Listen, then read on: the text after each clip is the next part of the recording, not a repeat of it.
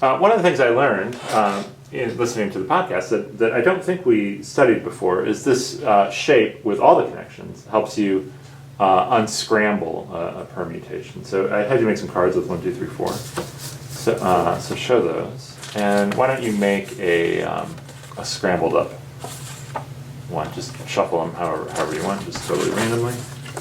All right.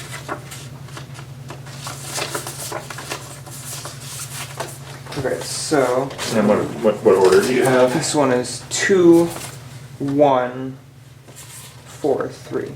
2, 1, 4, 3. Okay, so if I said to you, you can always, just by swapping 2 cards each time, I want you to get to 1, 2, 3, 4. Okay. What would you do? So in this case, I think I can see it pretty easily. You swap the 1 and the 2, and then you swap the 3 and the 4. Okay.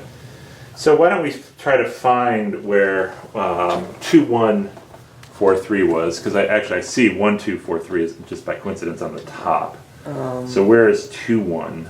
2, 1, 4, 3 is over here. Oh, really? So actually we got a super lucky example. Because both of this corresponds to swapping the first 2 and then the last 2. And since you did both, they both have to connect to that. Oh, nice. Okay.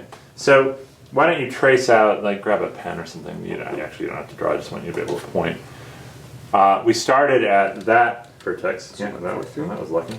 And then we went to where? We went to 1, 2, 4, 3. Uh-huh. And then to 1, 2, 3, 4. 1, 2, 3, 4. Okay. So this one, it actually shows that if you unscramble a scrambled permutation, you are actually walking on paths in the permutahedron. Now bring the 3D printed one over. Okay. It might be the case that you're walking on a path that goes through the inside. Yes. So in a more complicated example we might end up having to do that. But nonetheless, we can find we can find here a shortest path that was actually pretty easy to see. But we can also see in this example that there's no way to do it in one swap, at least. No, because you had to make 2 swaps of the 2 and the 1 and the 4 and the 3. Yeah, and we can also see from our shape, just by coincidence that we stayed along the outside, that there was no connection between those 2 on the top.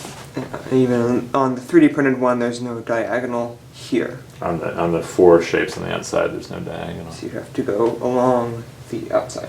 Yeah, and why don't you show, just for extra fun, and then we'll move on to the last video, why don't you show a path on the permutahedron itself, so remove the cards, that would have been another way to do it, but maybe not the most efficient way to do it. So you started here, 2, 1, 4, 3. Alright, so I guess an easy way to see it would just be to maybe go around this hexagon first, and then come to here, and then go over there. Okay, so let's show that with the cards. So what you give me the cards, and then I'll. So we were at 2, 1, 2, 1, 4, 3. Okay, so now go around the hexagon in a bad way. So let's see. This corresponds to, I think, 3, 1, 4, 2. 3. 3, 1, 4, 2. So that's swapping the 2 and the 3. It swaps the 2 and the 3. Okay, so 3, 1. So that would have been, not a great way to start. Okay, where does it go next? Let's see. 4, 1, 3, 2. So is the 3 the first one now? So 3, 1, 4, 2. 3, 1, 4, 2. Yes. Okay. So going upwards like that. All right. So where do we go next? 4, 1, 3, 2. 4, 1, 3, 2. So we swap the 4 and the 3. Okay. Now we go over to 4, 1, 2, 3. So we swap the 2 and the 3 again. All right. 3, 1, 2, 4. Let's see. 3, 1, 2, 4. So. Yeah. 4 and the 3. Yeah. 3, 1, 2, 4. 3, 1, 2, 4. Then we go to 2, 1, 3, 4. 2, 1, 3, 4. And then we can go to 1, 2, 3, 4. We go to 1, 2, 3, 4. So that would have been not an optimal way to do it. So that took 1, 2, 3, 4, 5, 6 steps rather than just 2 steps. And we can see the path that we traced out there. Yes. All right. So in the last video, let's make a more complicated scramble and see if the shape helps us see how to unscramble it quickly. Okay.